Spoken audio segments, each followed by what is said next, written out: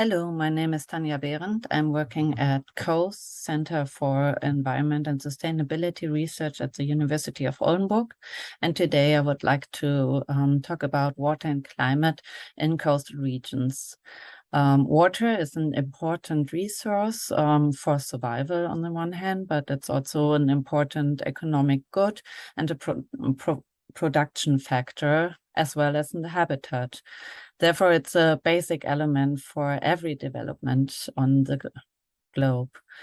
The increase in population is coupled with an increasing use of water, and the climate change is affecting the water cycle on different levels. So therefore, an increase of conflicts, the use of water due to wasting water and pollution is observed, and different regions in the world have to deal with water scarcity, floods, and increasing pollution.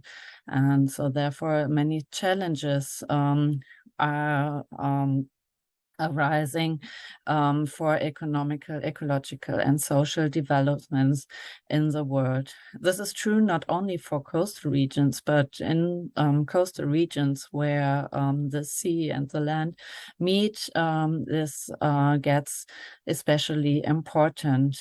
And due to my presentation, I will try to cover a few of the aspects related to water and climate in coastal regions.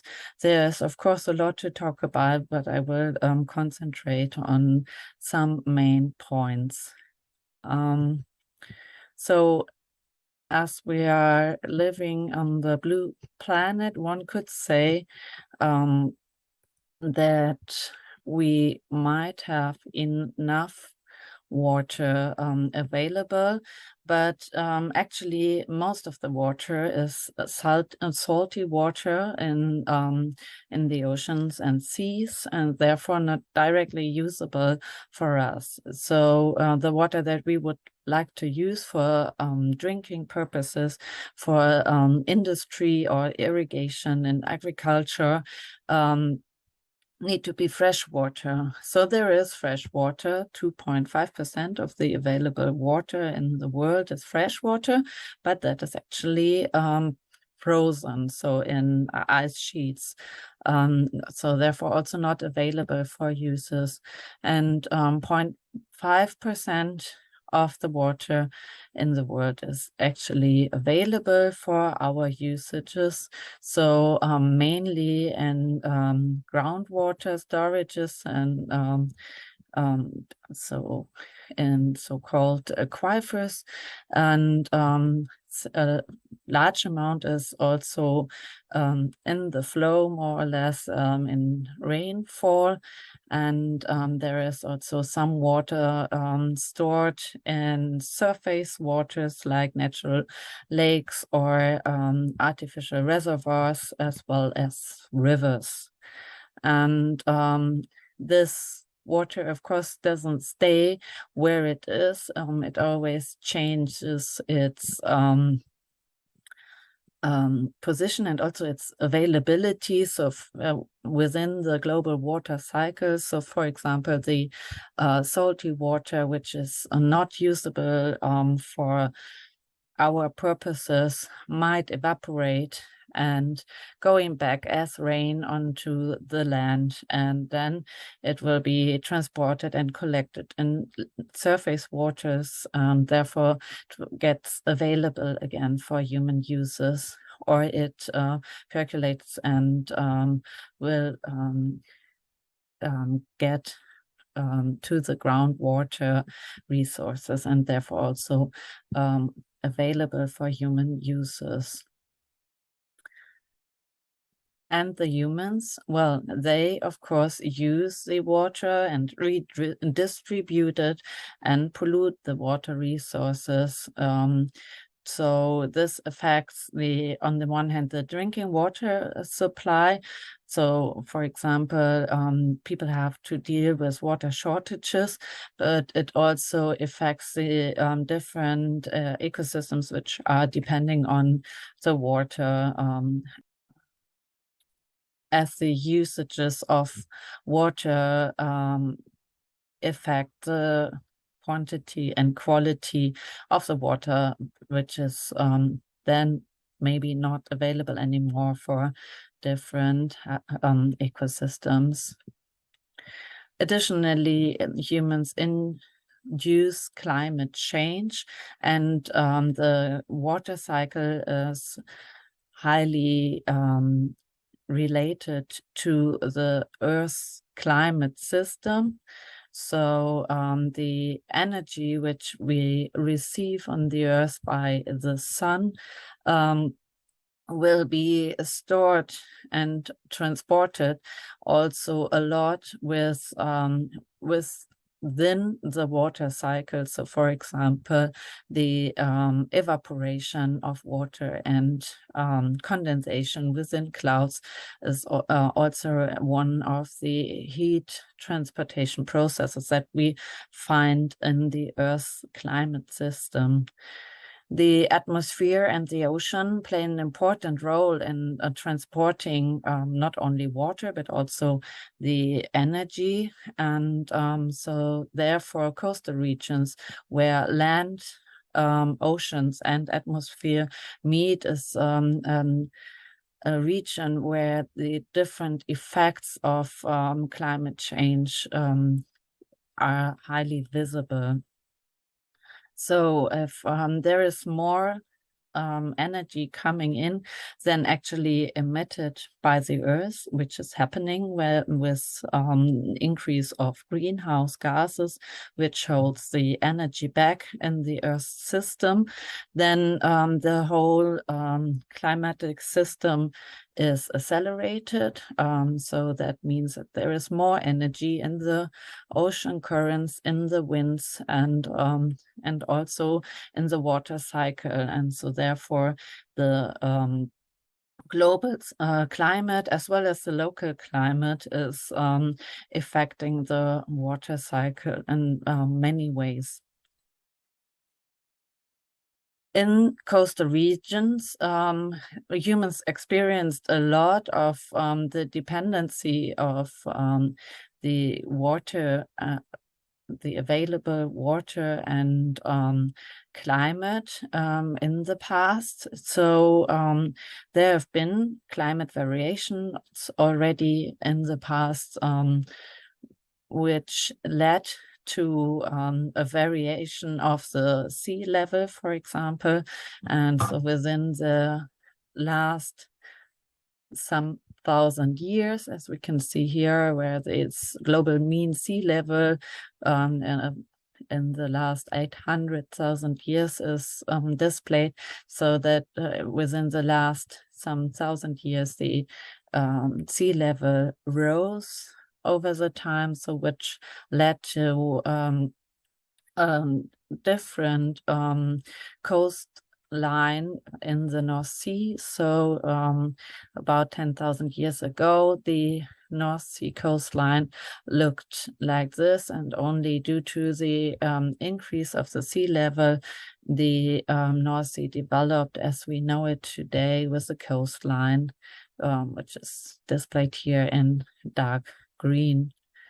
And so the people in the coastal regions, so as an example of the North Sea region, learned to deal with the water, and there was mainly a fight against the water.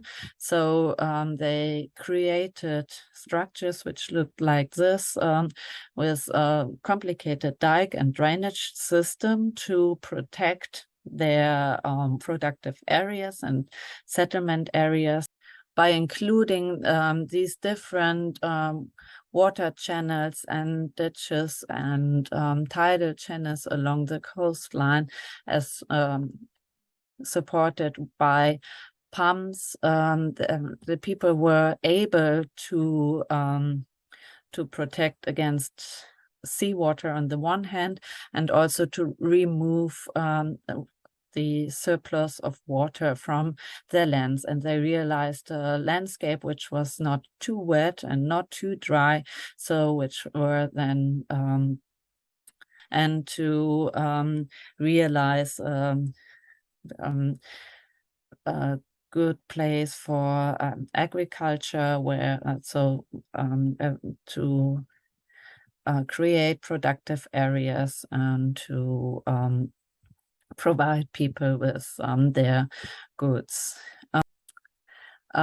With draining the land, one induced the sinking of the land. So by pumping out the water, the land mass sinks down.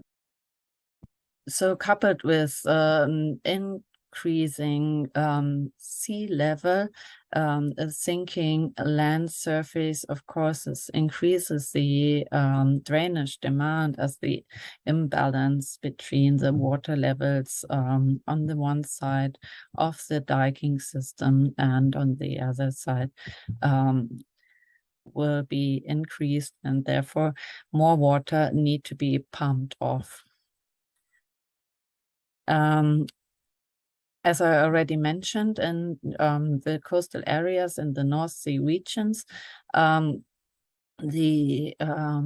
people highly depend on agriculture. So there are many areas which are agriculturally used, and in these areas, of course, the farmer decide on their type of crops depending on the soil quality and the local climate, and of course also on the possibility of the plants to access the groundwater themselves. But actually in the European Union, most of the countries which are adjacent to the North Sea and the Baltic Sea are depending on irrigation. As mainly the water during the vegetation period is not sufficient to create sufficient yield of agriculture. Usually the water which is used for irrigation purposes is taken from groundwater resources. So as I already mentioned, the climate system is highly connected to the global water system. I brought this figure from the International Panel of Climate Change, which published this in 2021, where you can see the different changes that can be already observed. So what is well known is the change in global temperature, which is now illustrated by these warming stripes. So within the last 150 or 170 years, the average annual temperature compared to the mean temperature was first below, as indicated in blue, and then above, indicated in red, than the average value. What can also be seen that the oceans are heating up, indicated by the red stripes here in the recent years, and also the sea level already rose about 20 centimeters in a global average. So additionally to these changes, which one can find in all the different subsystems of the climate system, there are extreme events which are usually not displayed in the average values. So there have been heat waves, heavy precipitation events, and flooding events, as well as extreme sea levels and storm surges, cyclones, and wildfires. And most of these effects can be found also in critical amount in coastal regions. So the global temperature increased in average, and this is showing the distribution of the temperature, which can be expected in the future, and depending, of course, on the different behavior of the humans. So depending on the emitted greenhouse gases, we might have a global warming of an average 1.5 degrees or even 4 degrees. And one can see that an average increase in temperature will lead to an increase in temperature all over the globe, but there will be areas in the north of the world where there is a much higher increase of temperature than in, for example, in these ocean regions in the south of the globe. As well as the temperature, also the precipitation will not be, or the increase of precipitation will not be distributed homogeneously across the globe. So one will find areas where we find a high increase of precipitation, but there are also areas where we can expect a decrease of precipitation. In the North Sea region, so this is an example for Lower Saxony in the northwest of Germany. Additionally to the regional differences in precipitation, one can observe that the precipitation amount will also change depending on the season. So the upper figure shows the